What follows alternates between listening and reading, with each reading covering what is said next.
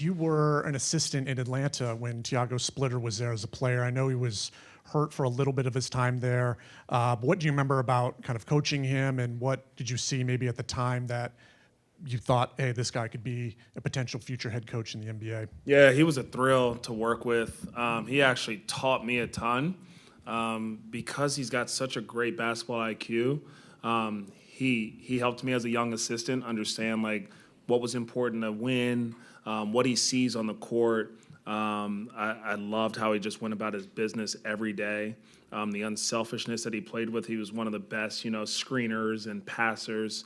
But I knew very early on that like after basketball he was going to have an ability to be able to coach just because of like how great of a basketball IQ he has when it comes to X's and O's and understanding game situations and stuff like that. And he's one at the highest level. So he's accomplished a ton, and I think his teammates always respected him for how he worked and how he played. Just a quick follow-up. Does it feel a little strange for you coaching against somebody that you previously coached in the past? No, you get used to it now. Drew being over there, Tiago being over there, and it's always good when you see people that you've worked with before or coached before. Sometimes you know their tendencies, you know how to get underneath their skin. So we'll see how today goes. I know it's a small sample size, but what have been your initial impressions about how Kobe White has fit in? I think he's fit in really well.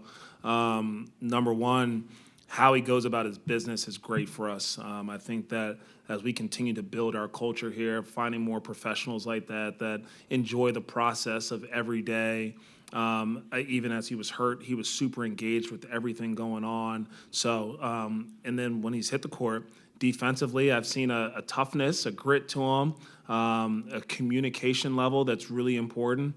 I think it really helps our guys, like when you feel like you can hear someone else talking to you either after the play or during the play, it just gives you more trust. And then offensively, we've seen him find his spots to be able to get some shots up. And I think that his playmaking has been really impressive so far, too. There's been a couple pick and roll plays where he's found guys in the corner or in the high quadrant, or he's driving it with a purpose. And I think it's great for Musa to have another guy out there when he gets an offensive rebound. I can hear Kobe yelling his name at the three-point line.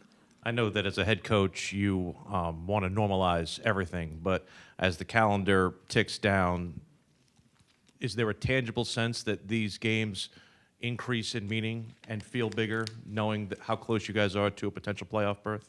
Yeah, I think I heard Khan say something about, we've put ourselves in a position to be playing meaningful games right now, but the focus remains to still just be controlling what you can control. I think our daily process, all of our habits, and if you're fortunate enough to be playing at that time of the year, you are going to fall back on whatever the habits are that you built for a whole season. So, we don't talk about the bigger the game is. I think that we are just so focused and obsessed with like the daily improvement of it, and we'll see where the chips fall.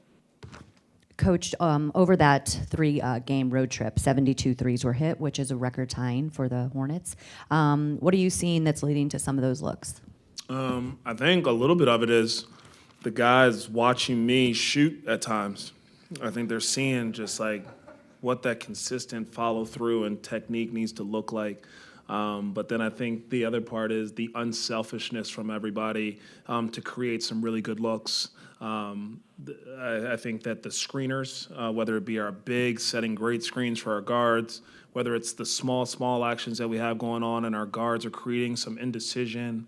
And then the next part is all the paint reads, whether it's, again, the smalls rolling and seeing big step up, or the crowd is there, they're kicking out for threes, or if it's our bigs catching versus like the blitz. I think they're doing a great job with their seam reads. And so really just proud of the unselfishness everybody has to keep making the right reads and like making quick decisions to create some of these catch and shoot threes. We know Khan doesn't really like to celebrate individual records. We saw him, obviously celebrating with his teammates the other night. Do you sometimes have to remind him to kind of maybe take in some of these moments? Oh, no doubt. Don't take them for granted. It's a heck of an accomplishment. And it's really cool even after achieving that moment and having his teammates celebrate him, he acknowledges them immediately. I think even before he takes the praise himself. So yeah, we make sure to let him know to appreciate what he's accomplished as well, because he's put a lot of hard work into it. Last year again. Oh, sorry. Go ahead. With Brandon, what are you seeing from him of late in terms of just the way he's out there, especially on offense and defense? Yeah.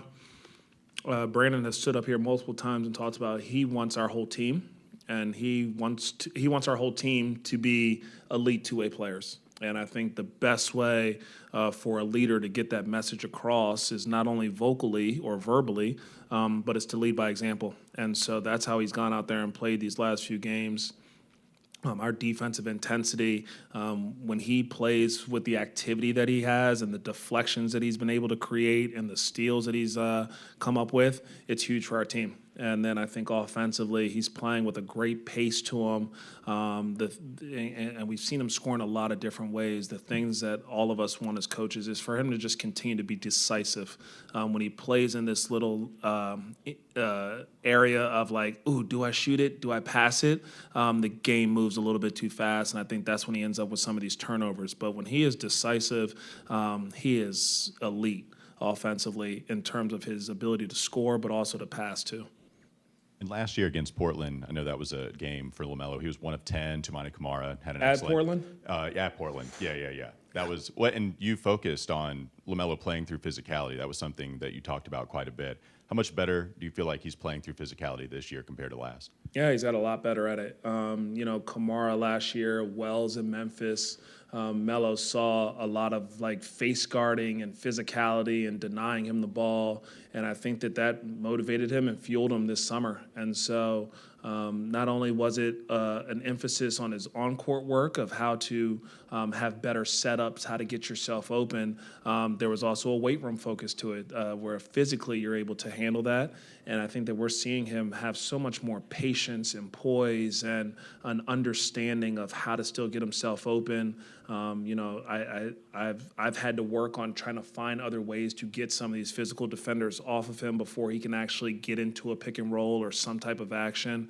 But I really applaud him for how he's handled that and how his teammates have kind of helped him get open a little bit more too. And just going back to that game, that was amidst a stretch for you guys where there were 3 in a row where it was a big margin of defeat that you suffered. Why you want to take us back there? Well, I'm bringing you back forward now. Right now, you're the ones doing it this year. Now you're the ones that are actually beating teams by 20. Do you allow yourself to reflect on how much of a difference you've seen in the last year with this team? For sure. And, I was joking about taking us back there, but you need those moments. Yeah. You need those moments to help you grow, to realize where you can kind of get better. And having to go through some of those hardships, I think, make you stronger. And it's made our team, have to grow up, have to develop some more of a mentality to fight through physicality, a mentality to fight through adversity, because that was a rough stretch last year. I think it was Portland, Sacramento, Golden State, if I remember correctly, and all 3 of those were pretty tough. But now it's cool to see our team, matured from that moment to be able to go on the road and win 3 games on the road and kind of focus on our habits and get better game by game. And you see our ability to kind of, explode and burst defensively and offensively. It's been a ton of growth from our team. And a lot of it is the veteran players getting better and taking ownership of that. And then also some of the newcomers that we have elevating our standards in our environment. Thank you.